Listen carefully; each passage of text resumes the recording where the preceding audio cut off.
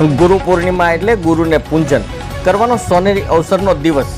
આજે સાવરકુંડલાના હાથસણી ગામ નજીક આવેલા મનોરોગી દીકરીઓની સેવા ચાકરી કરી જીવનમાં પુનઃ સ્થાપિત કરવા સ્થપાયેલા માનવ મંદિર આશ્રમ 60 ઉપરાંતની મનોરોગી દીકરીઓ માટેના આ માનવ મંદિર આશ્રમ ખાતે આજે સંત શિરોમણી ભક્તિરામ બાપુની ગુરુ પૂર્ણિમાના અવસરે ગુરુ પૂજન સાથે ભજન અને ભોજન પ્રસાદના કાર્યક્રમ યોજવામાં આવ્યો હતો અને સંત શિરોમણી ભક્તિરામ બાપુની પૂજા અર્ચના ભક્તો અને સેવકો દ્વારા કરવામાં આવી હતી। આજના વધતા જતા તાપમાનને લઈને પ્રાણવાયુ માટે વૃક્ષો આવશ્યક છે, ત્યારે ગુરુ પૂર્ણિમાના પાવન અવસરે સોનિક ફાઉન્ડેશન દ્વારા 8 ફૂટના 1000 વૃક્ષોના ઉછેર સાથે માવજત થઈ શકે અને સાથે ટ્રી ગાર્ડ જેથી વૃક્ષોની યોગ્ય દેખરેખ થઈ શકે તેવું હેતુથી સાર્થક સાબિત કરવા ધારાસભ્ય શ્રી મહેશભાઈ કસવાળાના અધ્યક્ષસ્થાને વૃક્ષારોપણ કાર્યક્રમ યોજવામાં આવ્યો હતો।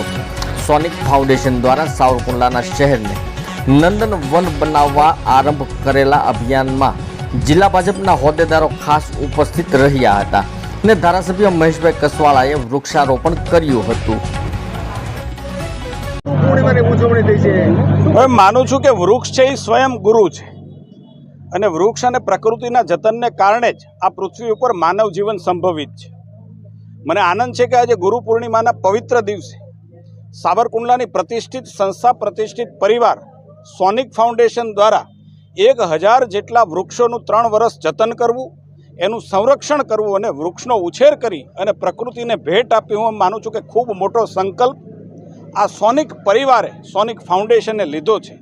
પિંજરા સાથે 10 ફૂટના વૃક્ષો ઘરે ઘરે આપી અને 1000 કરતાં વધારે વૃક્ષો ઉછેરવાની ચેલેન્જ કહીએ તો ચેલેન્જ અને ફરજ કહીએ તો ફરજ નિભાવવા માટેનો એમનો સંકલ્પ હું એમ માનું છું કે ઈશ્વરીય આશીર્વાદ એમને મળ્યા હશે ને એટલા માટે આ વિચાર એમને આવ્યો હશે। હું પણ ઈશ્વરને પ્રાર્થના કરું કે આવું સત્કાર્ય કરવા માટે એમને કુદરત વધારે ને વધારે શક્તિ આપે અને એ શક્તિનો લાભ સાવરકુંડલાની જનતાને મળે।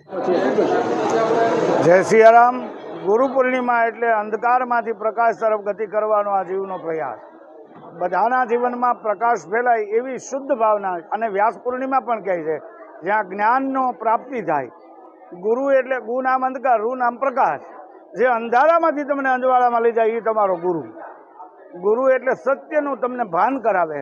ગુરુ એટલે નિસ્વાર્થ ભાવે તમને કંઈ સલાહ સૂચના માર્ગદર્શન આપે। ગાઈડન્સ તો આખું દુનિયા આપે છે। આજે કોણ જ્ઞાની નથી, પણ જ્યાં સ્વાર્થનો અંશ પણ ન હોય, નિસ્વાર્થ ભાવથી જે સલાહ સૂચન માર્ગદર્શન કે ગાઈડન્સ આપે એ આપણો સાચો સદગુરુ છે।